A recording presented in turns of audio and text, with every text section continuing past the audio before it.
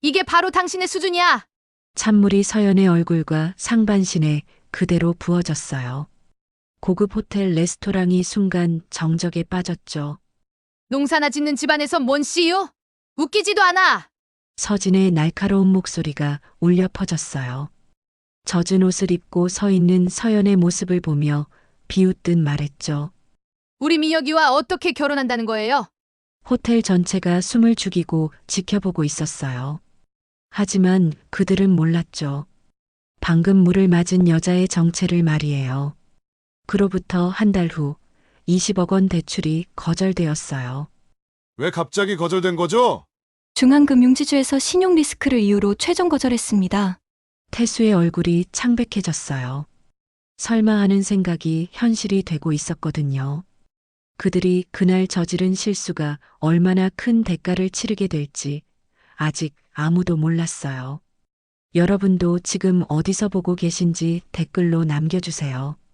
시간은 2달 전으로 거슬러 올라갑니다. 충북 외곽의 작은 농장에 아침 햇살이 부드럽게 내려앉았어요. 김도연은 늘 그랬듯 새벽 5시에 일어나 농장을 돌아보고 있었죠. 61세의 그는 키 180cm의 위압적인 체구를 가졌지만 오늘도 평범한 체크셔츠와 낡은 청바지 차림이었어요. 은회색 머리를 깔끔하게 넘긴 모습에서 중후한 분위기가 풍겼지만 그을린 피부와 거친 손은 오랜 농장 생활의 흔적을 보여주고 있었죠. 농장 곳곳을 살피며 걷는 그의 발걸음은 여유로웠어요. 토마토 하우스에서 작물 상태를 확인하고 감자밭에서 물 관리 상황을 점검하는 모습은 평범한 농부와 다를 바 없었거든요. 하지만 그의 정체를 아는 사람이라면 놀랄 일이었죠. 중앙금융지주 회장이라는 막대한 권력을 가진 인물이 이처럼 소박한 농촌 생활을 이어가고 있었거든요. 아버지, 오늘 상견례잖아요. 딸 서연이 부엌에서 나와 말했어요. 32세인 그녀는 어깨 아래로 자연스럽게 내려오는 짙은 갈색 머리를 단정하게 묶고 있었죠. 깔끔한 베이지색 블라우스에 차분한 니트 가디건을 걸친 모습이 차분하면서도 세련되어 보였어요. IT 생활 플랫폼 스타트업 CEO로서의 품위가 자연스럽게 배어나오고 있었거든요. 그러네. 시간이 벌써. 도연은 손목시계를 확인했어요. 평소 차던 소박한 시계였지만 그 속에 담긴 시간의 무게는 남달랐죠. 중요한 투자 발표를 앞둔 딸의 결혼 상견례라니 아버지로서도 긴장되는 순간이었거든요. 민혁이 부모님이 호텔로 하자고 하셨죠? 응, 강남 그랜드 호텔 레스토랑이래요. 좀 격식을 차리자고 하시더라. 서연은 가볍게 미소를 지었어요. 1년간 교제해온 장민혁과의 결혼을 결정한 후 처음 맞는 상견례였거든요. 민혁은 중견 건설회사의 차세대 경영자로 알려져 있었지만 구체적인 이야기는 많이 나누지 않았었죠. 도연은 옷장에서 진한 네이비색 정장을 꺼냈어요. 맞춤복이었지만 화려하지 않은 단정한 스타일이었죠. 농장 생활로 그을린 피부와 단정한 수염이 어우러져 중후한 분위기를 풍겼어요. 평소 입던 소박한 차림새와는 다른 모습이었지만 여전히 과시적이지 않았거든요. 너무 긴장하지 마. 좋은 사람 들릴 거야. 네, 아버지. 민혁이도 부모님이 좋은 분들이라고 했어요. 서연은 고개를 끄덕였어요. 하지만 가슴 한편에는 묘한 불안감이 자리 잡고 있었죠. 민혁이 자신의 가정 배경에 대해 구체적으로 말한 적이 별로 없었고 부모님에 대한 얘기도 피상적이었거든요. 2시간 후 강남 그랜드 호텔 로비는 평소와 다름없이 분주했어요. 대리석 바닥에 울려 퍼지는 발걸음 소리와 웅성거리는 대화 소리가 고급스러운 분위기를 자아내고 있었죠. 도연과 서연이 회전문을 통해 입구로 들어섰을 때 몇몇 직원들의 시선이 잠깐 머물렀지만 특별한 반응은 없었어요. 도연의 차림새가 평범한 고객과 다를 바 없었거든요. 호텔 직원이 예의 바르게 인사했어요. 어서 오십시오. 어디로 안내해 드릴까요? 레스토랑 예약이 있어요. 장민영 명의로요. 서연이 정중하게 말했죠. 직원은 예약 명단을 확인한 후 고개를 끄덕였어요. 네, 확인되었습니다. 이쪽으로 안내해 드리겠습니다. 레스토랑으로 향하는 복도는 은은한 조명과 클래식 음악이 흐르고 있었어요. 도연은 주변을 둘러보며 차분히 걸었죠. 이런 장소가 낯설지 않았지만 오늘은 평범한 농부 아버지로서 왔거든요. 저쪽 모서리 테이블이에요. 서연이 가리킨 곳에는 이미 3명이 앉아 있었어요. 장민혁과 그의 부모였죠. 창가 자리의 테이블은 도시 전망이 한눈에 들어오는 좋은 위치였어요. 민혁의 어머니 서진은 화려한 크림색 코트를 걸치고 있었고 목에는 굵은 진주 목걸이가 빛나고 있었어요. 56세인 그녀는 키 165cm의 세련된 분위기를 풍기며 명품 브랜드 핸드백을 테이블 옆에 두고 있었죠. 손목에는 다이아몬드 시계가 반짝이고 있었거든요. 아버지 태수는 고급 양복에 금시계를 차고 있었어요. 60세인 그의 외모에서는 안정적인 경제력과 자부심이 느껴졌죠. 넥타이 핀과 명품 구두까지 온몸이 불을 과시하는 도구들로 치장되어 있었거든요. 어서 오세요. 민혁이 일어나 인사했어요. 키 183cm의 마른 체형에 얇은 메탈 프레임 안경을 쓴 그는 깔끔한 정장 차림이었죠. 하지만 그의 표정에는 미묘한 긴장감이 어려 있었어요. 양쪽 가정의 첫 만남이라 신경이 쓰였거든요. 서진의 시선이 도연의 모습을 위아래로 훑어봤어요. 평범한 정장, 소박한 시계, 그을린 피부, 농촌에서 온 것 같은 투박한 분위기가 역력했죠. 그녀의 눈썹이 살짝 찌푸려지며 표정에 미묘한 변화가 일어났어요. 안녕하세요. 장태수입니다. 태수가 악수를 건넸어요. 60세인 그의 손에는 고가의 반지가 끼워져 있었죠. 악수를 나누는 순간 도연의 거친 손과 대조적이었거든요. 김도연입니다. 잘 부탁드려요. 도연은 자연스럽게 악수에 응했어요. 그의 목소리는 낮고 차분했지만 어딘가 위험이 배어 있었죠. 서연 아버지시군요. 반갑습니다. 서진이 미소를 지었지만 그 미소는 어딘가 어색했어요. 서연의 차림새를 보며 고개를 갸우뚱했거든요. 명품이라고는 찾아볼 수 없는 소박한 블라우스와 가디건이 못마땅해 보였죠. 테이블에 자리를 잡자마자 분위기가 미묘하게 흘러갔어요. 고급 레스토랑의 화려한 분위기와는 대조적으로 테이블 위에는 보이지 않는 긴장감이 맴돌고 있었거든요. 태수가 먼저 입을 열었어요. 서연 씨 회사 얘기를 좀 들었는데요. 스타트업이라고 하던데 규모가 어느 정도 되나요? 아직 성장 단계예요. 투자 유치를 진행 중이고요. 서연이 정중하게 답했어요. 하지만 태수의 표정에는 미묘한 의문이 떠올랐죠. 스타트업이라는 말에서 불안정함을 느꼈거든요. 아, 그러시구나. 요즘 스타트업들이 많죠. 그런데 수익은 어떤가요? 안정적인가요? 질문이 점점 구체적으로 변해갔어요. 태수의 시선에는 평가하는 듯한 느낌이 배어났죠. 단계적으로 늘어가고 있어요. 내년 상반기에 큰 투자 발표가 있을 예정이에요. 서연의 답변이 조심스러웠어요. 구체적인 수치나 투자자, 정보를 밝히는 것이 적절하지 않다고 판단했거든요. 서진이 서연의 블라우스와 가디건을 유심히 바라봤어요. 옷이 참 소박하시네요. 요즘 젊은 분들은 좀 더 화려하게 입던데 명품 하나 정도는 걸치고 다니잖아요. 편한 걸 좋아해서요. 화려한 건 제 스타일이 아니에요. 서연이 미소로 대답했지만 서진의 말 속에는 가벼운 무시의 뉘앙스가 담겨 있었어요. 도연은 딸의 표정을 살폈죠. 서연이 불편해하는 기색이 역력했거든요. 도연 씨는 뭐 하세요? 직업이? 태수가 도연을 바라보며 물었어요. 시선에는 이미 어느 정도 추측이 섞여 있었죠. 농사일을 좀 해요. 충북에서요. 아, 농업이시구나. 태수의 목소리에 미묘한 변화가 있었어요. 서진도 잠깐 눈을 크게 뜨며 시선을 돌렸죠. 농업이라는 말에서 느껴지는 실망감이 표정에 드러났거든요. 요즘 농업도 힘들다면서요? 날씨도 그렇고 수익도 불안정하고. 그렇죠.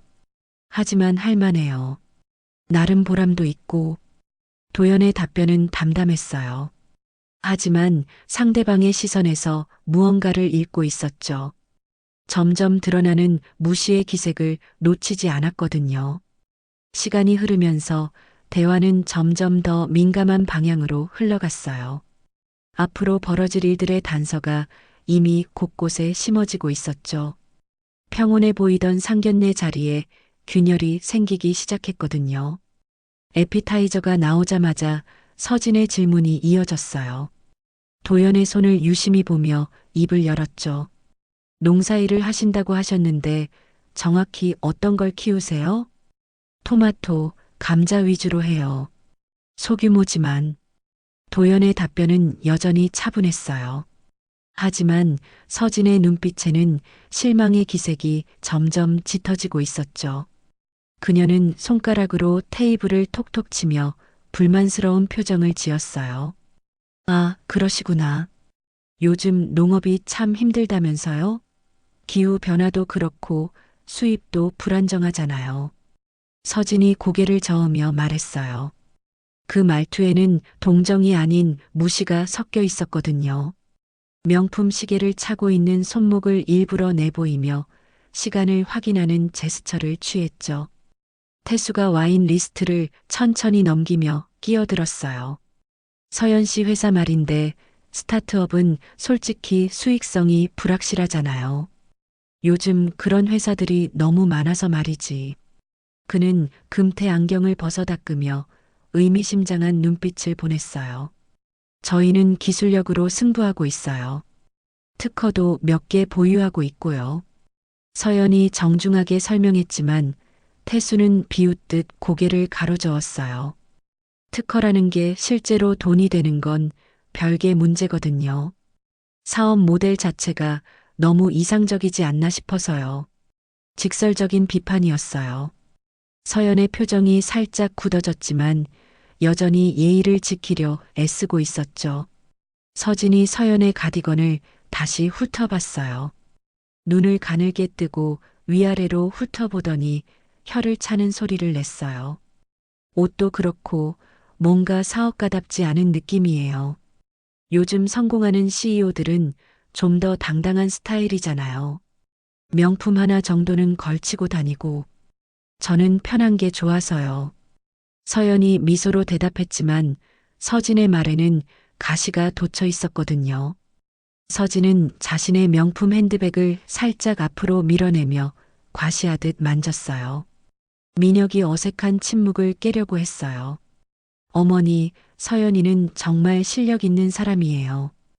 투자자들 반응도 좋고. 민혁아, 내가 너무 순진한 거 아니야? 서진이 아들을 나무라는 투로 말했어요. 목소리가 한 옥타브 높아지며 주변 테이블의 시선을 끌기 시작했죠. 사업이라는 게 그렇게 만만한 게 아니거든. 특히 요즘 같은 경쟁 사회에서는 말이야. 그러면서 도연을 똑바로 쳐다봤어요. 도연 씨도 자녀 교육에 좀 더 신경 쓰셨어야 하는 거 아닌가요? 요즘 같은 세상에 농사 짓고 사는 게 현실적인가요? 도연의 눈빛이 잠깐 날카로워졌어요. 턱의 근육이 살짝 경직되었지만 여전히 침착함을 유지했죠. 각자 사는 방식이 다르니까요. 그렇긴 하지만 사회적 지위라는 게 있잖아요. 태수가 자신의 지위를 내세우며 말했어요. 주머니에서 명함 케이스를 꺼내 도연 앞에 내밀었죠. 그 명함은 고급 종이에 금박으로 처리된 것이었어요. 태신금융 대표예요. 규모가 꽤 되는 회사죠. 우리 민혁이 아버지는 금융업계에서 나름 인정받는 사람이거든요. 도연이 명함을 받아 잠깐 들여다봤어요. 태신금융이라는 이름을 눈으로 훑어보며 기억해두는 듯 했죠. 아, 그러시군요. 네, 직원이 300명 정도 되고 자산 규모도 상당해요. 연 매출이 1,000억 원 넘어가거든요. 태수가 자랑스럽게 설명했어요. 그러면서 도연의 반응을 날카롭게 살폈죠. 상대방이 위축되기를 기대하는 눈빛이었어요. 서진이 다시 서연에게 시선을 돌렸어요. 서연 씨는 언제까지 그 스타트업 하실 건가요? 결혼하면 가정에도 신경 써야 하는데 말이에요. 회사는 계속 운영할 예정이에요. 제가 직접 만든 거니까요. 아이고, 그런 마음가짐으로는 힘들어요. 서진이 혀를 차며 고개를 저었어요. 여자는 가정이 우선이어야죠. 그게 자연스러운 거고. 사업은 남자들이나 하는 거예요. 서진의 말에 서연의 얼굴이 붉어졌어요. 참고 있던 감정이 올라오기 시작했거든요. 손이 미세하게 떨리는 것이 보였죠. 태수가 서연의 회사에 대해 더 구체적으로 물었어요. 투자 유치 준비 중이라고 하셨는데 규모가 어느 정도예요? 몇십억 정도는 되나요? 아직 구체적으로 말씀드리기는. 그런 식으로 하면 투자자들이 신뢰할까요? 태수가 비웃듯이 말했어요. 성공 가능성이 낮아 보이는데. 솔직히 말해서 요즘 스타트업들 대부분이 실패하거든요. 태수의 평가는 점점 더 혹독해졌어요. 서연이 입술을 꾹 다물고 참으려 애쓰는 모습이 역력했죠. 호텔 직원들이 주변에서 상황을 지켜보고 있었어요. 테이블의 분위기가 심상치 않다는 걸 감지했거든요. 몇몇 직원은 멀리서 대기하며 필요시 개입할 준비를 하고 있었죠. 웨이터가 조심스럽게 다가와 물잔을 채우며 상황을 파악하려 했어요. 서진이 서연의 말투까지 지적하기 시작했어요. 말하는 것도 좀 소극적이시네요. 사업하는 사람이 그렇게 소심하면 어떻게 해요? 당당해야 성공하는 거예요. 저는 원래 조용한 편이에요. 그래서 안 되는 거예요. 당당해야죠, 당당해야. 서진의 목소리가 점점 높아졌어요. 손으로 테이블을 탁탁 치며 강조하는 모습이 주변 테이블의 시선을 끌었죠. 다른 손님들이 고개를 돌려 상황을 살펴보기 시작했어요. 도연은 딸의 표정을 계속 살피고 있었어요. 서연이 참고 있지만 한계에 다다르고 있다는 걸 느꼈거든요. 하지만 아직은 참았어요. 상견례가 어떻게 끝나는지 지켜보기로 했으니까요. 태수가 도연에게 다시 말을 걸었어요. 도연 씨는 은퇴 후에 농사를 시작하신 건가요? 이전에는 뭐 하셨어요? 원래 하던 일이에요. 아, 그러시구나. 그럼 젊었을 때도 계속 농업을? 그렇죠. 도연의 대답을 듣고 태수와 서진의 표정이 더욱 굳어졌어요. 평생 농사만 지은 사람이라고 단정했거든요. 서로 눈짓을 주고받으며 실망스럽다는 표정을 숨기지 않았어요. 서진이 핸드백에서 스마트폰을 꺼내 시간을 확인했어요. 일부러 소리가 나게 한숨을 쉬었죠. 농업으로는 아무래도 사회적 지위가 부족하죠. 요즘 세상에는 맞지 않는 것 같은데요. 각자 하는 일에 의미가 있다고 생각해요. 도연이 차분하게 대답했지만 서진은 고개를 저으며 코웃음을 쳤어요. 민혁이 분위기를 바꿔보려고 했어요. 아버님, 어머님, 음식이 나왔는데 드세요. 민혁아, 우리가 지금 중요한 얘기하고 있잖니. 서진이 아들을 다시 나무랐어요. 목소리에 짜증이 섞여 있었어요. 내가 너무 성급한 것 같아. 좀 더 신중하게 생각해 봐야 하는 거 아니야? 민혁의 얼굴이 붉어졌어요. 어머니의 공개적인 질책에 당황한 것이었죠. 어머니, 그렇게 말씀하지 마세요. 왜? 잘못된 말 했나? 서진의 목소리가 더욱 높아졌어요. 내가 제대로 된 교육을 못 받아서 그런 거야. 사람을 보는 눈이 없어. 서진의 말이 점점 더 직설적으로 변했어요. 도연과 서연을 간접적으로 비난하는 것이었죠. 태수도 거들었어요. 서연 씨 회사가 투자 유치를 준비 중이라고 하는데 솔직히 성공할 확률이 낮아 보여요. 요즘 시장이 얼마나 치열한데요. 저희 기술력은 검증받았어요. 서연이 끝까지 정중하게 대답했지만 태수는 웃으며 고개를 저었어요. 그런 식으로 생각하시니까 안 되는 거예요. 현실을 좀 봐야죠. 서진이 서연의 옷차림을 다시 훑어봤어요. 옷도 그렇고 화장도 그렇고 뭔가 세련되지 못한 느낌이에요. 그녀는 일부러 자신의 명품 시계를 만지작거렸어요. 민혁이와 어울릴지 모르겠어. 수준 차이가 너무 나는 것 같아요. 서연의 손이 떨리기 시작했어요. 참고 있던 감정이 한계에 다다르고 있었거든요. 물컵을 잡은 손이 미세하게 흔들리고 있었어요. 도연이 딸의 상태를 확인했어요. 서연이 힘들어하는 게 역력했지만 아직 상견례를 끝낼 타이밍은 아니라고 판단했죠. 태수와 서진의 공격은 계속됐어요. 무시와 편견으로 가득한 말들이 쏟아졌거든요. 상견례는 이미 정상적인 대화가 불가능한 상황이 되어버렸어요. 주변 테이블의 손님들도 상황을 의식하기 시작했어요. 호텔 직원들은 개입할 타이밍을 재며 긴장하고 있었죠. 분위기는 걷잡을 수 없이 악화되고 있었거든요. 웨이터들이 서로 눈짓을 주고받으며 상황을 주시하고 있었어요. 언제든 개입할 수 있도록 준비하고 있었죠. 메인 요리가 테이블에 올라왔지만 아무도 관심을 두지 않았어요. 서진의 공격은 더욱 노골적으로 변하고 있었거든요. 서연 씨, 솔직히 말해서 스타트업 대표라고 하기엔 너무 어려 보이세요. 서진이 팔짱을 끼고 서연을 위아래로 훑어보며 말했어요. 경험이 부족한 게 티가 나요. 어린애가 사업 흉내를 내는 것 같아. 저는 5년째 이 분야에서 일하고 있어요. 서연이 정중하게 답변했지만 서진은 비웃는 표정을 지으며 손을 흔들었어요. 5년? 그게 뭐 대단한 경력인가요? 그녀의 목소리가 레스토랑 전체에 울려 퍼졌어요.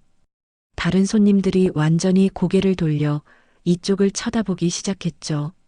우리 민혁이는 10년 넘게 회사 경영에 참여했거든요.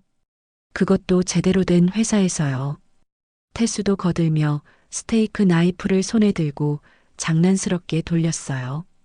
서연 씨 회사 규모를 보니까 솔직히 회사라고 부르기도 민망한 수준이네요. 직원이 15명이면 동네 가게 수준이죠. 저희는 성장 단계에 있어요. 기술 개발에 집중하고 있고 서연이 차분하게 설명하려 했지만 서진이 손을 번쩍 들어 가로막았어요. 기술 개발? 서진이 킥킥거리며 웃었어요. 그런 걸로 돈이 벌어져요? 미래가 불투명한 시도일 뿐이잖아요. 허황된 꿈이에요. 허황된 꿈. 그녀의 목소리가 점점 높아졌어요. 주변 테이블의 대화가 완전히 멈춘 상태였죠. 어머니, 너무 그러지 마세요. 민혁이 어머니의 소매를 잡으며 말렸어요. 얼굴이 창백해져 있었거든요. 제발 좀 조용히 하세요. 민혁아, 내가 왜 이런 사람을 데려온 거야? 서진이 아들의 손을 거칠게 뿌리치며 일어섰어요. 의자가 바닥에 긁히는 소리가 날카롭게 울렸죠. 우리 가문에 어울리지 않는다고. 완전히 수준이 다르잖아. 레스토랑 전체가 숨을 죽이고 지켜보는 분위기가 되었어요. 웨이터들이 움직임을 멈췄고 다른 손님들은 믿을 수 없다는 표정으로 상황을 지켜봤죠. 서진이 테이블을 돌아 서연 쪽으로 다가갔어요. 그리고 테이블 위에 물컵을 집어들었죠. 이게 바로 당신네 수준이에요. 망설임 없이 찬물을 서연의 얼굴과 상반신에 그대로 부었어요. 아! 서연이 깜짝 놀라며 의자에서 벌떡 일어섰어요. 찬물이 블라우스와 가디건을 적시며 바닥으로 떨어졌거든요. 젖은 옷이 몸에 달라붙으면서 서연의 얼굴이 창백해졌어요. 호텔 전체가 완전한 정적에 빠졌어요. 포크와 나이프가 접시에 부딪히는 소리조차 멈췄죠. 웨이터들이 움직임을 완전히 정지시켰고 다른 손님들은 입을 벌린 채 믿을 수 없다는 표정으로 지켜봤어요. 당신 같은 촌스러운 여자가 우리 민혁이와 결혼한다고? 서진이 손가락으로 서연을 가리키며 소리쳤어요. 농사나 짓는 집안에서 뭔 시요? 말이 안 되잖아요. 물방울이 서연의 머리카락에서 떨어지고 있었어요. 하지만 서연은 고개를 숙이지 않고 서진을 똑바로 바라봤죠. 도연의 얼굴이 차가워졌어요. 주먹이 저절로 쥐어졌지만 여전히 자리에서 일어나지 않았어요. 턱의 근육이 경직되어 있었죠. 서진의 공격은 계속됐어요. 옷도 촌스럽고 말투도 소심하고 회사도 영세하고 그녀가 팔을 휘저으며 소리쳤어요. 도대체 우리 민혁이와 어떻게 결혼한다는 거예요? 꿈도 크시네. 태수도 일어서며 거들었어요. 민혁아, 결혼을 다시 생각해봐야겠다. 그는 냅킨으로 입을 닦으며 천천히 말했어요. 이런 집안과는 절대로 어울릴 수 없어. 우리 체면이 말이 아니야. 아버지, 어머니, 그만하세요. 민혁이 부모를 말리려 했지만 이미 상황은 돌이킬 수 없는 지경이 되어버렸어요. 그의 얼굴은 창백했고 손이 떨리고 있었거든요. 자신도 어떻게 해야 할지 몰라 하는 상황이었죠. 서연은 물에 젖은 채로 서 있었어요. 얼굴이 창백했지만 눈빛만은 흔들리지 않았거든요. 손이 떨리고 있었지만 고개는 꼿꼿이 들고 있었어요. 집안이 이 모양이니까 딸도 이 모양이지. 서진이 마지막 한마디를 내뱉었어요. 농사나 짓고 살 걸 뭔 사업을 한다고. 웃기지도 않아. 그때 도연이 천천히 일어났어요. 의자가 바닥에서 끌리는 소리가 조용한 레스토랑에 울려 퍼졌죠. 그의 얼굴에는 분노보다는 깊은 실망이 가득했어요. 서연아. 도연이 딸에게 다가가 어깨에 손을 올렸어요. 젖은 옷 때문에 차가운 느낌이 손바닥으로 전해졌죠. 괜찮니? 네, 아버지. 서연이 고개를 끄덕였지만 목소리는 떨리고 있었어요.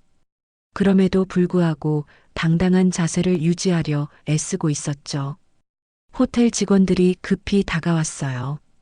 매니저급 직원이 앞장서서 수건과 타월을 가져와 서연에게 건넸어요. 고객님, 괜찮으세요? 옷 갈아입을 곳을 안내해 드릴까요? 고맙지만 됐어요. 서연이 정중하게 거절했어요. 젖은 옷을 털며 자존심을 지키려 했거든요. 서진과 태수는 여전히 테이블 앞에 서서 불만스러운 표정을 짓고 있었어요. 이제 알았겠죠? 서진이 팔짱을 끼고 말했어요. 우리 가족과는 수준이 맞지 않아요. 완전히 다른 세상 사람들이라고요. 다른 손님들이 스마트폰을 꺼내 상황을 촬영하는 것 같았어요. 호텔 직원들이 그들을 제지하려 했지만 쉽지 않았죠. 민혁은 부모와 서연 사이에서 어쩔 줄 몰라 하고 있었어요. 사태의 심각성은 이해했지만 부모를 강하게 제지하지 못한 자신이 부끄러웠거든요. 어머니, 아버지, 정말 너무하세요. 민혁의 목소리에는 절망감이 배어 있었어요. 도연이 서연의 어깨를 감싸며 말했어요. 이제 가자. 네, 아버지. 두 사람이 자리를 떠나려 하자 서진이 다시 소리쳤어요. 도망가지 말고 답해봐요. 그녀의 목소리가 레스토랑 전체를 울렸어요. 당신네가 우리 민혁이와 어울린다고 생각해요? 솔직히 말해봐요. 도연이 잠깐 걸음을 멈췄어요. 뒤돌아볼지 고민하는 것 같았지만 결국 뒤돌아보지 않았죠. 가자, 서연아. 부녀는 레스토랑을 조용히 빠져나가기 시작했어요. 뒤에서는 여전히 서진의 목소리가 들려왔거든요. 뭐가 대단하다고 고개도 안 숙여. 호텔 직원들이 뒤처리를 위해 움직이기 시작했어요. 매니저가 서진과 태수에게 다가가서 조용히 말했죠. 손님, 다른 고객분들이 불편해하고 계십니다. 우리가 뭘 잘못했는데요? 서진이 되레 화를 냈어요. 다른 손님들은 여전히 믿을 수 없다는 표정으로 상황을 지켜봤어요. 누군가 스마트폰으로 영상을 촬영하는 것이 확실해 보였죠. 민혁은 부모 앞에 서서 절망적인 목소리로 말했어요. 어머니, 아버지, 너무 심하셨어요. 정말 너무 심했어요. 뭐가 심해? 서진이 태연하게 대답했어요. 현실을 말해준 것뿐이야. 저런 집안과는 정말 안 어울려. 우리가 잘못한 게 뭐 있어? 태수도 거들었어요. 민혁아, 내가 너무 순진한 거야. 결혼은 신중하게 해야 해. 문중의 체면도 생각해야 하고. 민혁은 더 이상 할 말이 없었어요. 부모의 행동이 돌이킬 수 없는 상처를 냈다는 걸 알았거든요. 레스토랑 밖으로 나온 도연과 서연은 복도를 따라 로비로 향했어요. 서연의 젖은 옷에서 물방울이 바닥에 떨어지고 있었지만 두 사람의 걸음은 흔들리지 않았죠. 도연은 마음속으로 상황을 정리하고 있었어요. 이제 어떻게 대응할지 결정할 때가 왔거든요. 딸이 당한 모욕을 그냥 넘어갈 수는 없었어요. 서연은 여전히 젖은 옷 때문에 불편했지만 아버지 앞에서 약한 모습을 보이지 않으려 애쓰고 있었어요. 아버지, 정말 괜찮아요. 괜찮을 리 없지. 도연의 목소리에는 차가운 분노가 섞여 있었어요. 딸이 당한 모욕을 절대 용서할 수 없다는 결의가 담겨 있었거든요. 호텔 로비에 도착하자 이들의 앞에는 예상치 못한 상황이 기다리고 있었어요. 이제 진짜 반전이 시작될 차례였거든요. 호텔 로비로 발걸음을 옮기는 순간 웅성거리는 소리가 들려왔어요. 로비 한쪽에서 누군가 급히 다가오는 발소리가 들렸거든요. 회장님, 중후한 목소리가 높은 천장의 로비에 울려 퍼졌어요. 그랜드 호텔 총지배인 강민수가 숨을 헐떡이며 도연에게 다가왔죠. 50대 중반의 그는 완벽하게 다림질된 정장을 입고 있었지만 얼굴에는 긴장감이 역력했어요. 이마에는 식은땀이 맺혀 있었거든요. 어찌 이런 곳에서 뵙게 되는지 모르겠습니다. 강지배인이 깊숙이 허리를 숙이며 정중하게 인사했어요. 90도로 고개를 숙인 그의 모습에 주변 로비 직원들이 당황하기 시작했죠. 미리 연락을 주셨으면 VIP 전용 다이닝으로 안내해드렸을 텐데요. 정말 죄송합니다. 별일 아니야. 가족 모임이었어. 도연이 담담하게 답했어요. 하지만 강지배인의 예리한 눈은 서연의 젖은 옷을 놓치지 않았거든요. 그의 표정이 순간 굳어졌어요. 혹시 무슨 불편한 일이라도 있으셨나요? 강지배인이 조심스럽게 물었어요. 30년 넘게 호텔업에 종사한 그의 경험으로는 심상치 않은 상황임을 직감할 수 있었거든요. 그때 레스토랑에서 민혁 가족이 뒤따라 나왔어요. 서진과 태수는 여전히 불만스러운 표정이었고 민혁은 창백한 얼굴로 어쩔 줄 몰라 하고 있었죠. 태수가 로비의 상황을 보고 멈칫했어요. 호텔의 최고 책임자로 보이는 사람이 도연에게 극존칭을 쓰며 인사하는 모습이 이상했거든요. 저분이 누구신지 태수가 서진에게 속삭였어요. 목소리에는 불안감이 섞여 있었죠. 글쎄, 농사 짓는 사람이라고 했는데 서진도 상황을 파악하지 못하고 있었어요. 하지만 뭔가 잘못됐다는 느낌은 들고 있었거든요. 강지배인이 주변 직원들에게 빠르게 지시했어요. VIP 프로토콜 즉시 시행하세요. 컨시어지 팀 전체 대기, 전용 라운지 즉시 준비해 주세요. 네, 지배인님. 직원들이 일사불란하게 움직이기 시작했어요. 로비 전체의 분위기가 순식간에 긴장 상태로 바뀌었죠. 다른 손님들도 상황을 지켜보며 웅성거렸어요. 프런트 데스크의 직원들이 컴퓨터를 급히 조작하며 뭔가를 확인하고 있었고, 벨보이들이 일제히 도연 쪽으로 몸을 돌렸어요. 회장님, VIP 전용 라운지로 안내해 드리겠습니다. 강지배인이 정중하게 제안했어요. 따님께서도 편히 쉬실 수 있도록 프라이빗 룸을 준비했습니다. 회장님이라는 호칭이 대리석 바닥과 높은 천장 사이를 울리며 로비 전체에 퍼져나갔어요.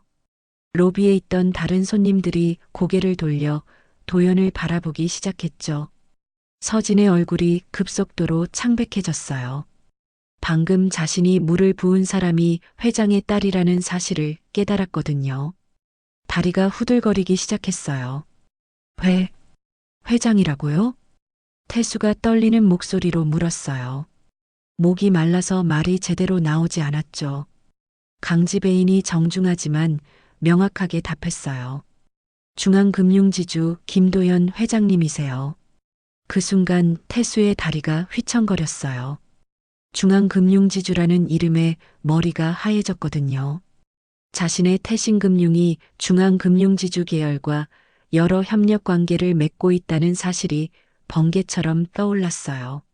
주거래 은행, 신용보증, 대출한도, 금융권 네트워크까지 모든 것이 중앙금융지주와 연결되어 있었어요.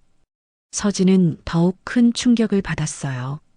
방금 전까지 농사짓는 촌사람이라고 무시하며 물까지 끼얹었던 사람이 금융계 거물이었다니요. 이런 일이 있을 수가. 서진이 중얼거리며 뒷걸음질 쳤어요. 얼굴이 새하얗게 질려 있었고 손이 덜덜 떨리고 있었거든요. 민혁은 상황의 심각성을 뒤늦게 깨달았어요. 부모가 저지른 일이 얼마나 큰 실수였는지 이제야 완전히 이해했거든요. 온몸에서 식은땀이 흘러내렸어요. 로비 한쪽에서 호텔 직원들이 휴대폰으로 급히 어디선가에 보고하는 모습이 보였어요. 이런 상황은 반드시 상급자에게 즉시 보고해야 하는 사안이었거든요. 도연이 강지배인에게 차분하게 말했어요. 라운지는 필요 없어. 이만 가보겠어. 그러시겠다면 혹시 차량 지원이라도 해드릴까요? 아니면 다른 필요한 것이 있으시면 언제든 말씀해 주세요. 고마워. 하지만 괜찮아. 도연이 정중하게 거절했어요. 그리고 서연에게 부드럽게 말했죠. 가자. 부녀가 로비를 가로질러 가는 동안 호텔 직원들이 일제히 고개를 숙여 인사했어요. 컨시어지, 벨보이, 프런트 데스크 직원까지 모두가 정중하게 허리를 숙였죠. 다른 손님들도 상황을 지켜보며 수군거렸어요. 저분이 중앙금융지주 회장이래. 진짜? 그럼 재벌이잖아. 어디선가 본 것 같긴 했는데. 태수가 급히 도연에게 다가가려 했어요. 회장님, 잠깐만요. 잠깐만 기다려주세요. 하지만 도연은 뒤돌아보지 않았어요. 서연과 함께 호텔 정문으로 향했거든요. 그의 걸음은 흔들림이 없었고 서연도 아버지 옆에서 당당하게 걸어갔어요. 서진이 태수의 팔을 붙잡으며 말했어요. 어떻게? 우리가 큰일 낸 거 아니야? 정말 큰일 낸 거 아니야? 조용히 해. 사람들이 다 보고 있어. 태수가 서진을 진정시켰어요. 하지만 그의 얼굴도 창백했거든요. 등에서 식은땀이 흐르는 것을 느꼈어요. 민혁은 부모를 따라가지 못하고 로비에 서 있었어요. 도연과 서연의 뒷모습을 바라보며 절망감을 느꼈거든요. 모든 것이 끝났다는 생각이 들었어요. 강지배인이 태수 가족 앞에 섰어요. 그의 표정은 이미 차갑게 변해 있었죠. 혹시 회장님과 무슨 일이 있으셨나요? 아니에요. 별일 없었어요. 태수가 거짓말을 했지만 강지배인은 이미 상황을 파악하고 있었어요. 레스토랑 직원들로부터 상황 보고를 받았거든요. 호텔 직원들 사이로 레스토랑에서 있었던 일에 대한 정확한 정보가 퍼지고 있었어요. 중앙금융지주 회장 따님에게 물을 끼얹었다는 게 사실인가요? 한 직원이 다른 직원에게 속삭였어요. 그렇다면 우리 호텔로서는 큰 문제가 될 수 있어. 그렇다면 다행이고요. 강지배인이 의미심장하게 말했어요. 하지만 그의 표정은 이미 모든 것을 알고 있다는 듯 차갑게 변해 있었죠. 로비 곳곳에서 호텔 직원들이 스마트폰으로 급히 연락을 취하는 모습이 보였어요. 이런 상황은 호텔 경영진에게 즉시 보고되어야 하는 중대한 사안이었거든요.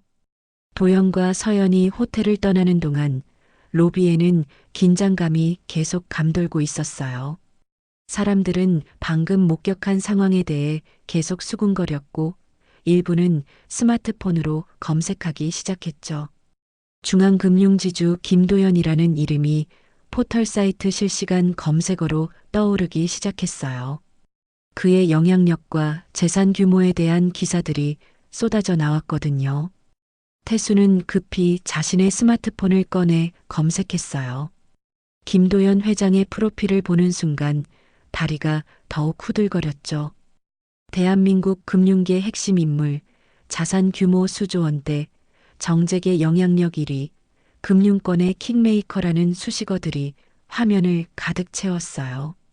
우리가 정말 돌이킬 수 없는 일을 저지른 것 같아. 서진이 떨리는 목소리로 말했어요. 민혁은 부모를 바라보며 깊은 한숨을 쉬었어요. 모든 것이 끝났다는 절망감만이 남아 있었거든요. 호텔 정문을 나선 도연과 서연은 차량을 기다리고 있었어요. 도연은 마침내 완전한 결심을 굳혔죠. 이제 본격적인 대응을 시작할 시간이 왔거든요. 서연아, 이제 정말 괜찮니?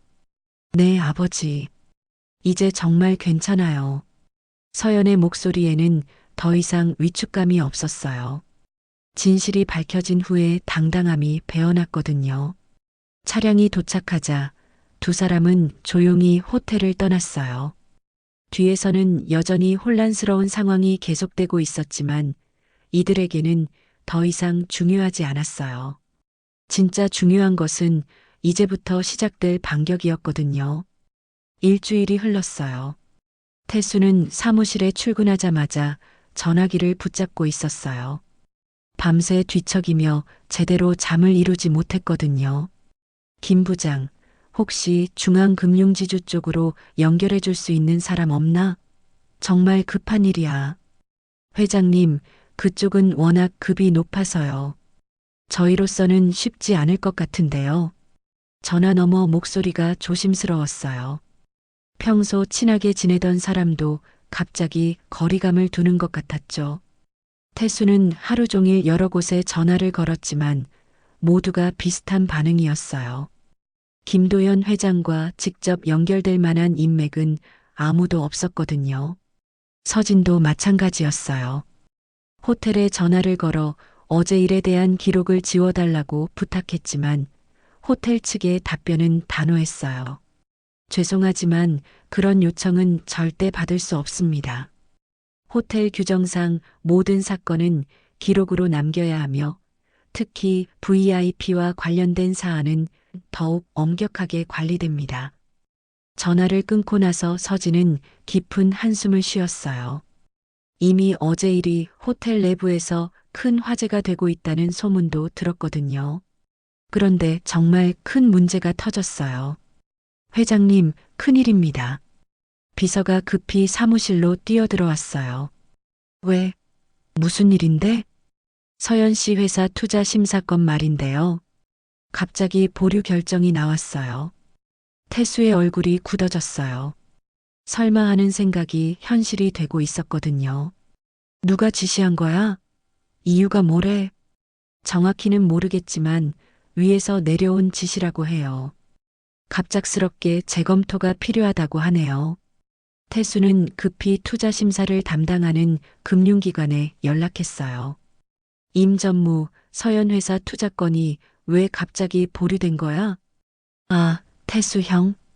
그게 위쪽에서 재검토 지시가 내려와서요. 위쪽이라면 어디를 말하는 거야? 중앙금융지주 계열 쪽에서 신호가 온 것 같아. 자세한 건 나도 잘 모르겠어. 전화를 끊고 태수는 등골이 서늘해짐을 느꼈어요. 김도현 회장이 벌써 움직이기 시작한 것 같았거든요. 하지만 태수도 가만히 있지 않았어요. 위기감을 느낀 그는 반격을 시도했죠. 우리도 가만히 당할 수는 없어. 서현 회사 주거래 은행 대출 심사도 재검토하게 만들어. 우리가 영향력을 행사할 수 있는 모든 금융기관에 연락해. 태수는 자신이 영향력을 행사할 수 있는 금융기관에 압력을 넣기 시작했어요. 서연의 회사가 받으려던 주요 대출 심사를 재검토하도록 압박했거든요. 그 결과 서연의 회사는 운영 자금 확보가 어려워지기 시작했어요. 대표님, 문제가 생겼습니다. 재무팀장이 급히 들어왔어요. 주거래 은행에서 대출 심사를 재검토한다고 연락이 왔어요. 그리고 어제까지 긍정적이던 투자 유치권도 갑자기 보류됐다고 하네요. 서연의 표정이 굳어졌어요. 무슨 일인지 대충 짐작이 갔거든요. 언제부터 이런 연락이 오기 시작했어요? 어제 저녁부터 연락이 계속 오고 있어요. 마치 누군가 조직적으로 압력을 넣는 것 같아요. 서연은 직원들에게 침착하게 말했어요. 걱정하지 마세요. 대안을 찾아보겠어요. 우리 기술력은 변하지 않으니까요. 하지만 내부적으로는 긴장하고 있었어요. 태수가 금융권에 압력을 넣고 있다는 게 분명했거든요. 한편 도연은 농장에서 상황 보고를 받고 있었어요. 회장님, 태신금융 쪽에서 여러 금융기관에 압력을 넣고 있는 것 같습니다. 비서실장이 신중하게 보고했어요. 서연 대표님 회사를 겨냥한 것이 확실해 보입니다. 그렇군. 예상했던 대로네. 도연의 목소리는 차분했어요. 이미 이런 상황을 어느 정도 예측하고 있었거든요. 어떻게 하시겠습니까? 즉시 대응하시겠습니까? 아직은 지켜봐. 그들이 어디까지 하는지 충분히 관찰한 후에 움직이자. 도연은 섣불리 개입하지 않기로 했어요. 상대방의 행동을 충분히 관찰한 후 정확하게 대응하려 했거든요. 하지만 태수의 무리한 압력 행사는 예상치 못한 역효과를 가져왔어요. 시간이 지나면서 금융권 내부에서 문제 제기가 나오기 시작했거든요. 태신금융 장태수 회장이 개인 감정으로 업무에 개입하고 있다는 소문이 돌고 있어. 그게 사실이라면 정말 문제가 심각한데. 금융업계의 기본 윤리를 벗어난 행위야. 소문은 금융권 전체로 퍼져나갔어요. 태수의 신뢰도가 급격히 떨어지기 시작했거든요. 태수의 회사 내부에서도 문제가 생겼어요. 회장님, 이런 식으로 하시면 우리 회사 이미지만 나빠집니다. 상무이사가 조심스럽게 간언했어요. 다른 금융기관들이 우리를 어떻게 볼지 걱정됩니다. 무슨 소리야? 우리가 생존하려면 어쩔 수 없어. 하지만 태수의 목소리에는 확신이 부족했어요. 점점 상황이 자신에게 불리하게 돌아가고 있다는 걸 느꼈거든요. 서진도 사회적 모임에서 시선을 피하게 되었어요. 저 사람이 호텔에서 그런 일 저지른 사람이야. 정말? 상대가 중앙금융지주 회장 딸이었다면서? 수군거리는 소리가 들릴 때마다 서진은 자리를 피해야 했어요.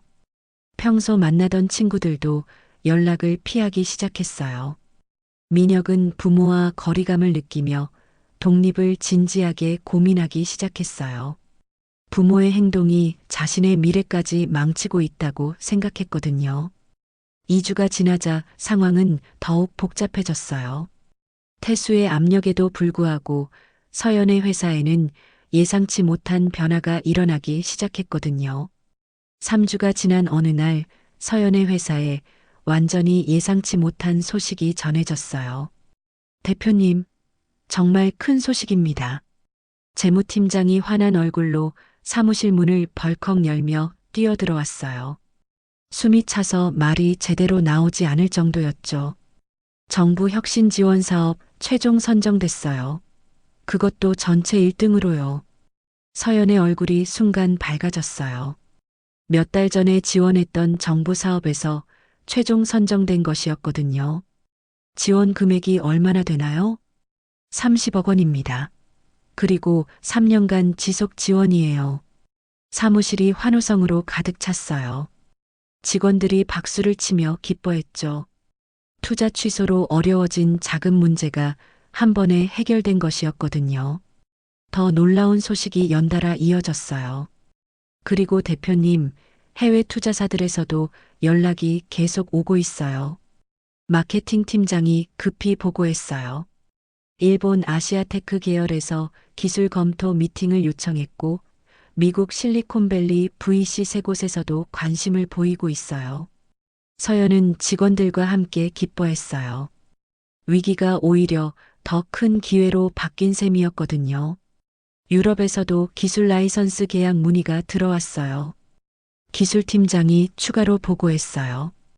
독일과 프랑스 쪽에서 우리 특허 기술에 큰 관심을 보이고 있다고 해요.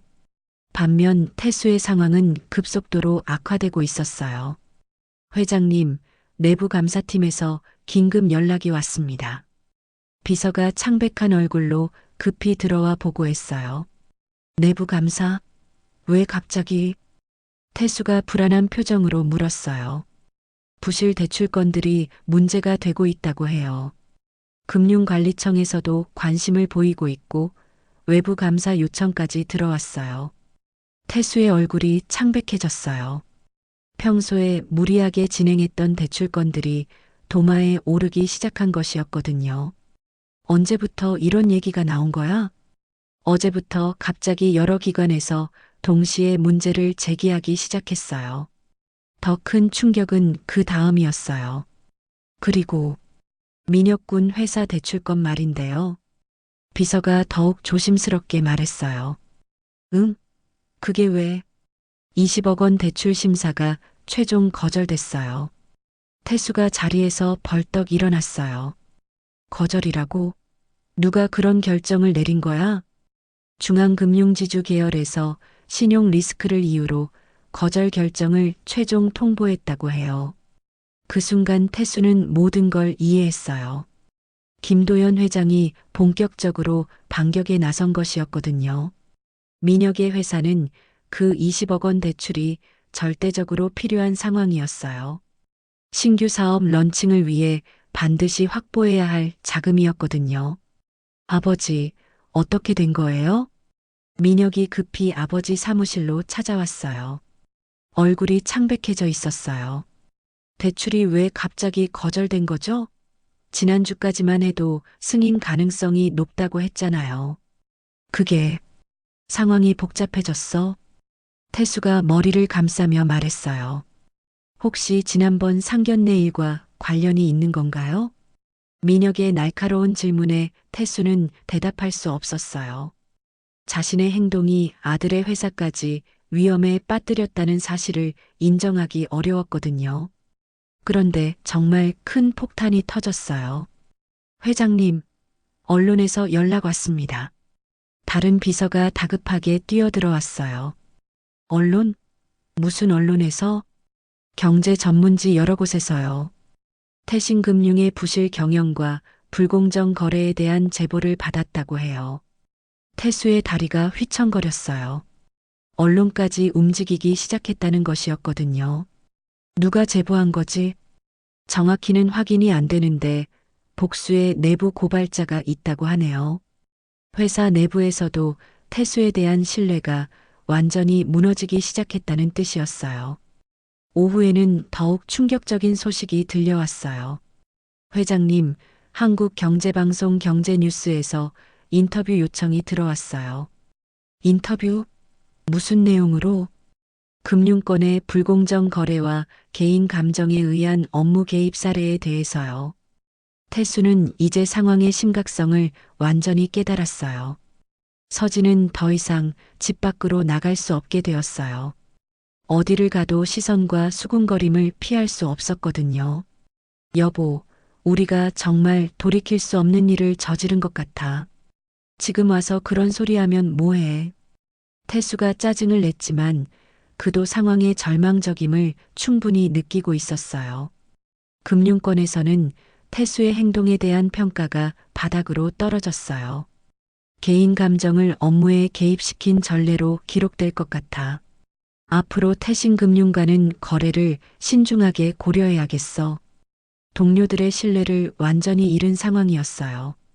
반면 서연의 회사에는 연일 좋은 소식이 이어졌어요. 대표님, 한성테크에서 공식 협업 제안이 들어왔어요. 동방케미컬에서도 기술 도입 검토를 위한 미팅을 요청했고요.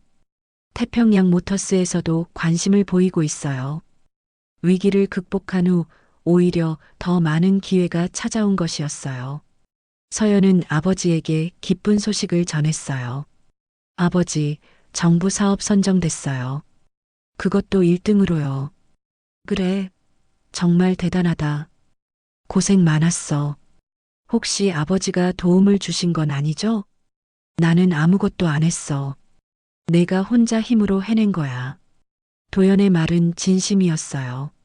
서연의 성공은 순전히 그녀의 실력과 노력의 결과였거든요. 한 달이 흐르자 상황은 완전히 역전되었어요.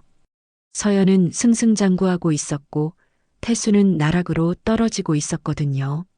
진실과 정의는 결국 승리하는 법이었어요. 2달 후 충북 농장의 고요한 저녁 시간이었어요. 도연과 서연이 넓은 마루에 나란히 앉아 따뜻한 차를 마시고 있었죠. 멀리서 들려오는 귀뚜라미 소리와 함께 평화로운 분위기가 흐르고 있었어요. 아버지, 정말 궁금한 게 있어요. 서연이 차를 한 모금 마시며 입을 열었어요. 왜 처음부터 신분을 말씀하지 않으셨어요? 사람의 진짜 모습을 보고 싶었거든. 도연이 멀리 보이는 산을 바라보며 차분하게 답했어요. 권력이나 재력을 알면 모든 게 달라지잖니. 그들이 가면을 쓰기 시작해. 서연은 아버지의 말을 들으며 고개를 끄덕였어요. 그들의 진심을 먼저 확인하고 싶었어. 내가 어떤 사람인지, 우리 가족이 어떤 사람들인지를 있는 그대로 판단하게 하고 싶었거든. 결과적으로는 정말 잘 됐네요. 서연이 미소를 지으며 말했어요. 이번 일로 제가 스스로 능력을 증명할 수 있었어요.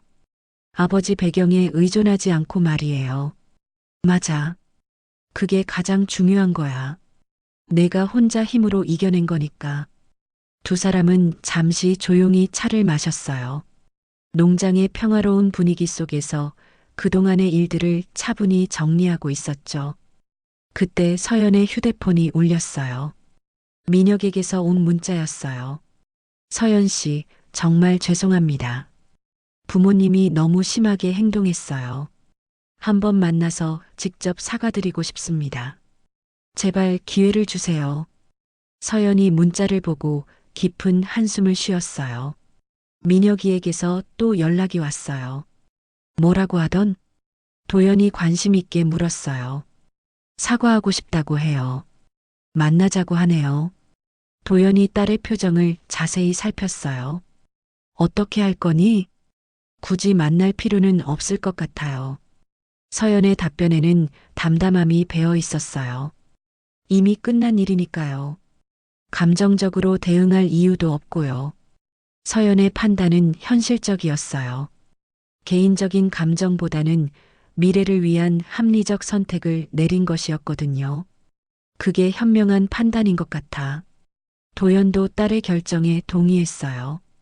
한편 그 시간 태수는 사무실에서 절망에 빠져 있었어요. 온갖 노력을 해봐도 상황은 더욱 악화될 뿐이었거든요. 회장님, 김도연 회장님께 공식 사과문을 보내보는 게 어떨까요? 비서가 조심스럽게 제안했어요. 사과문이 받아들여질 것 같아? 태수의 목소리에는 체념이 섞여 있었어요. 일단 시도는 해봐야 하지 않을까요? 다른 방법이 없어 보이는데요.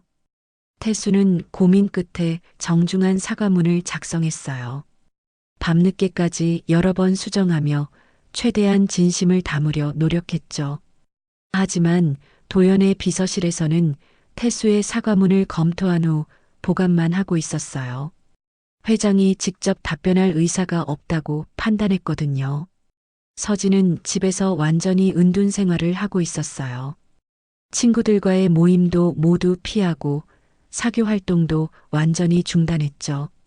여보, 내가 정말 돌이킬 수 없는 실수를 한 건가? 지금 와서 그런 소리 해봤자 무슨 소용이야.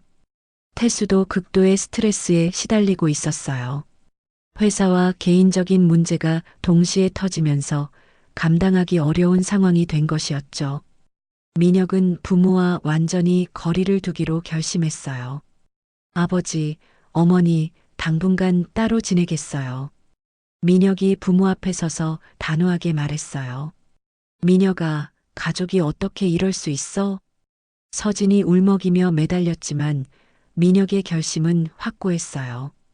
부모님이 저지른 일의 책임을 저도 함께 져야 하는 상황이에요. 저라도 독립해서 새 출발을 해야 합니다. 민혁은 이미 독립적인 사무실을 구했고 재정적으로도 부모와 분리하는 작업을 시작했어요. 그는 서연에게 한 번 더 연락을 시도했지만 서연은 응답하지 않았어요. 서연은 이미 완전히 새로운 미래에 집중하고 있었거든요. 정부 사업 선정 이후 회사는 매일 성장하고 있었어요. 대표님, 미국 실리콘밸리 투자사에서 정식 제안서를 보내왔어요. 시리즈어 라운드로 100억 원 규모의 투자를 제안했어요. 유럽에서도 기술 라이선스 계약 문의가 계속 들어오고 있고요. 매일 좋은 소식이 이어졌어요. 위기가 오히려 더 큰 성장의 발판이 된 셈이었거든요. 도연은 딸의 성장을 뿌듯하게 지켜보고 있었어요. 이제 정말 독립적인 사업가가 됐구나. 모든 게 아버지 덕분이에요. 아니야. 내 실력과 노력의 결과야. 한편 금융권에서는 태신금융에 대한 본격적인 조사가 시작되었어요. 감독기관의 정밀 조사 결과 여러 부실 대출건들이 발견되었고 태수의 개인적 판단으로 무리하게 처리된 사례들이 문제가 되었어요. 장태수 회장의 경영 윤리와 리더십에 대한 근본적 의문이 제기되고 있습니다. 경제 전문지의 기사가 연일 쏟아졌고 태신금융의 신용도는 바닥으로 추락했어요. 도연과 서연은 농장에서 앞으로의 계획을 차분히 논의하고 있었어요. 회사가 완전히 안정되면 농업과 IT 기술을 접목한 새로운 사업도 해보고 싶어요.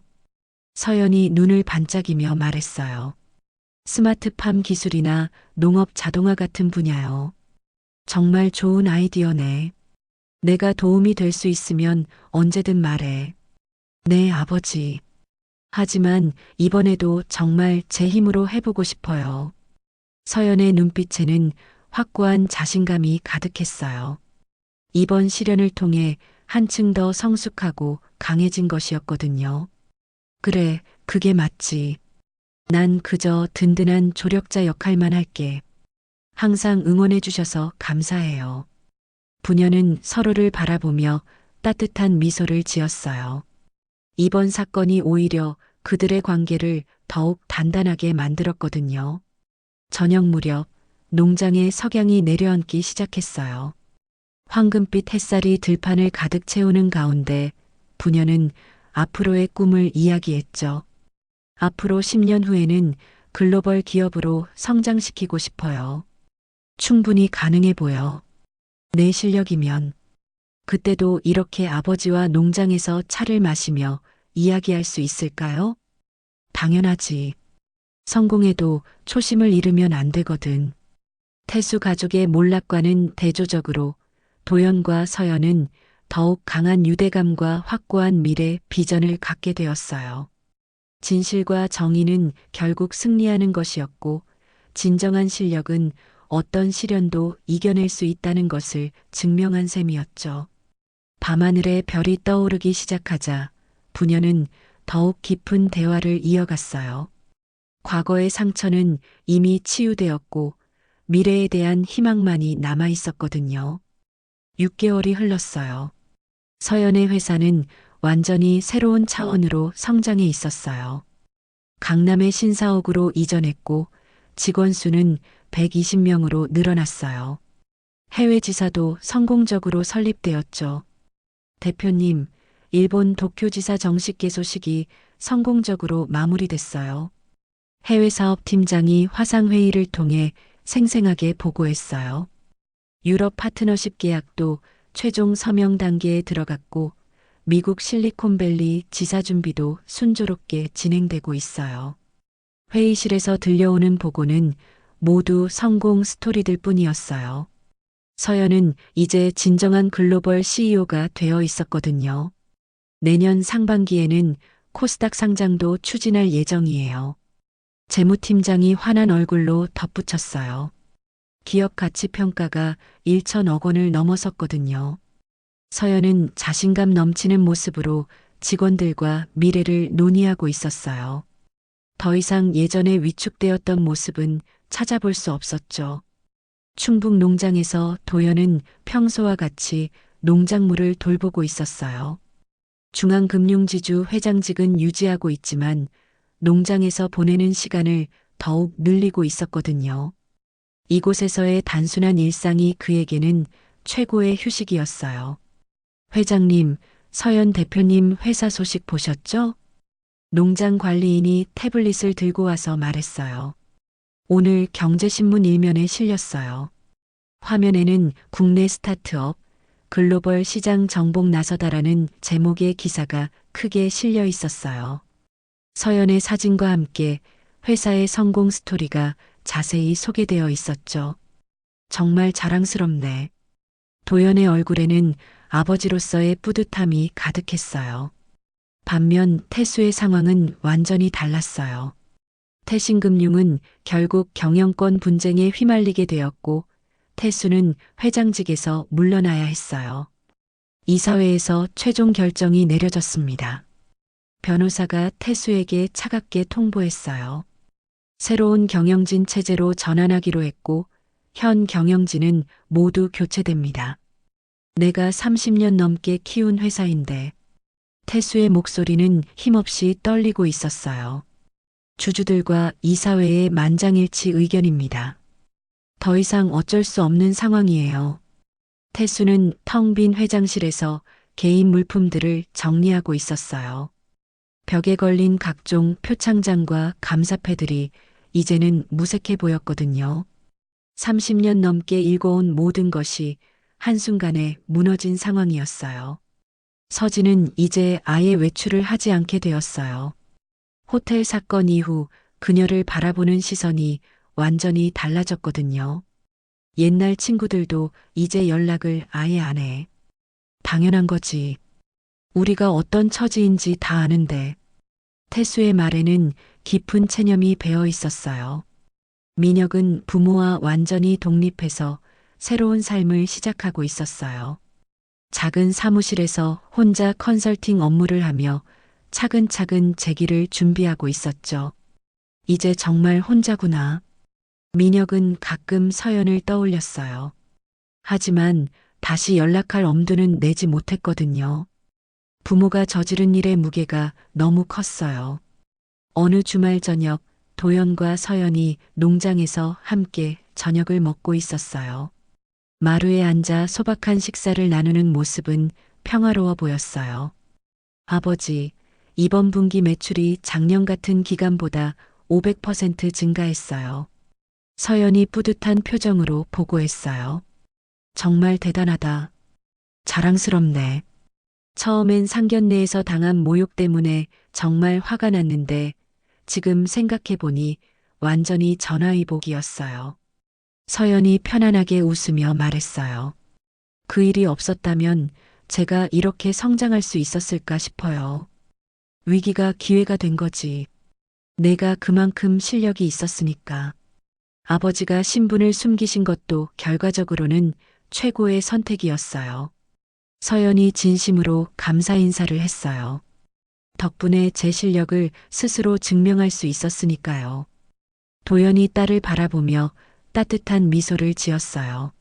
앞으로도 계속 그런 마음가짐으로 해. 권력이나 배경에 의존하지 말고. 네, 아버지. 평생 잊지 않을게요. 두 사람은 농장의 고요한 풍경을 바라보며 대화를 이어갔어요. 그런데 태수 씨 가족은 어떻게 됐나? 서연이 궁금해하며 물었어요. 들은 바로는 회사를 완전히 정리하게 됐다고 해. 사회 활동도 거의 중단된 상태고, 도연이 담담하게 답했어요. 자업자득이긴 하지만 한편으론 좀 안타깝긴 해요. 서연의 목소리에는 원망보다는 연민이 배어 있었어요. 사람은 누구나 자신의 선택과 행동에 대한 결과를 감수해야 하는 거야. 도연의 말은 냉정했지만 진실이었어요. 해가 지면서 농장에는 따뜻한 노을이 내려앉고 있었어요. 멀리서 들려오는 새소리와 바람소리가 평화로운 분위기를 만들어내고 있었죠. 내년에는 동남아시아와 중동 진출도 계획하고 있어요. 서연이 미래에 대한 포부를 밝혔어요. 좋은 계획이야. 하지만 너무 무리하지는 마. 건강이 우선이거든. 네, 차근차근 단계적으로 할게요. 서연의 눈빛에는 미래에 대한 확고한 비전이 담겨 있었어요. 이번 시련을 통해 더욱 성숙하고 현명해진 그녀였거든요. 아버지도 건강 꼭 챙기세요. 농장 일이 생각보다 힘들잖아요. 걱정 마. 이 정도 일은 오히려 건강에 도움이 돼. 도연은 여전히 건강한 모습이었어요. 농장에서의 단순한 일상이 그에게는 최고의 치유제였거든요. 밤하늘에 별들이 하나둘 떠오르기 시작했어요. 농장의 고요함 속에서 부녀는 서로를 바라보며 만족스러운 미소를 지었어요. 정말 소중한 걸 배웠어요. 서연이 진심을 담아 말했어요. 가족이 얼마나 중요한지, 진정한 실력이 뭔지 알게 됐거든요. 맞아. 결국 가장 소중한 건 가족이야. 도연이 고개를 끄덕이며 답했어요. 그때 서연의 휴대폰으로 연락이 왔어요. 해외 거래처에서 긴급 협의 요청이었죠. 아버지, 미국 본사에서 연락이 왔어요. 내일 화상회의가 있대요. 그래, 중요한 거니? 새로운 프로젝트 제안인 것 같아요. 규모가 꽤 클 것 같고요. 서연이 일어나며 말했어요. 그럼 들어가서 준비해야겠네. 아버지도 일찍 쉬세요. 그래, 수고해. 서연이 집 안으로 들어간 후 도연은 혼자 마루에 앉아 밤하늘을 올려다봤어요. 반짝이는 별들이 농장의 고요함을 더욱 깊게 만들어주고 있었죠. 6개월 전에 그 상견례 자리가 떠올랐어요. 딸이 물을 맞고 모욕당했던 그 순간 말이죠. 그때는 분노가 올라왔지만 지금 생각해보니 모든 것이 최선의 결과로 이어졌어요. 서연은 더 강해졌고 진정한 실력을 인정받게 되었거든요. 태수 가족은 자신들의 잘못된 판단과 오만함의 대가를 치르고 있었죠. 결국 정의는 승리하는구나. 도연이 혼자 중얼거렸어요. 다음 날 아침 서연은 일찍 서울로 출근했어요. 회사에는 이미 직원들이 분주하게 움직이고 있었죠. 대표님, 미국 화상회의 준비 완료됐어요. 유럽 쪽에서도 추가 미팅 요청이 들어왔고요. 일본 지사에서 현지 언론 인터뷰 제의가 왔어요. 매일 새로운 기회들이 쏟아져 들어오고 있었어요. 서연은 이제 진정한 글로벌 리더가 되어 있었거든요. 화상회의가 시작되자 미국 본사의 임원들이 화면에 나타났어요. 서연, 정말 놀라운 성과예요. 한국 시장에서의 성공이 전 세계적으로 주목받고 있어요. 감사합니다. 더 열심히 하겠습니다. 새로운 프로젝트를 제안하고 싶어요. 규모는 500억 원 정도 될 것 같은데요. 서연의 눈이 반짝였어요. 또 다른 큰 기회가 찾아온 것이었거든요. 한편 태수는 집에서 뉴스를 보고 있었어요. 서연의 회사 성공 소식이 경제 뉴스의 톱 기사로 나오고 있었죠. 저 사람이 그때 그 아가씨구나. 태수가 한숨을 쉬며 말했어요. 6개월 전 자신이 얼마나 어리석었는지 이제야 완전히 깨달았거든요. 우리가 정말 큰 실수를 했어. 서진도 옆에서 고개를 떨구며 말했어요. 지금 와서 후회해봤자 소용없어. 태수는 리모컨을 내려놓고 창밖을 바라봤어요. 모든 게 끝났다는 생각만 들었거든요. 민혁은 작은 사무실에서 혼자 일하고 있었어요. 컴퓨터 화면에는 서연 회사의 성공 기사가 떠 있었죠. 정말 대단하다. 민혁이 감탄하며 중얼거렸어요. 한때 자신과 결혼을 약속했던 사람이 이렇게 성공하고 있다니 복잡한 감정이 들었어요.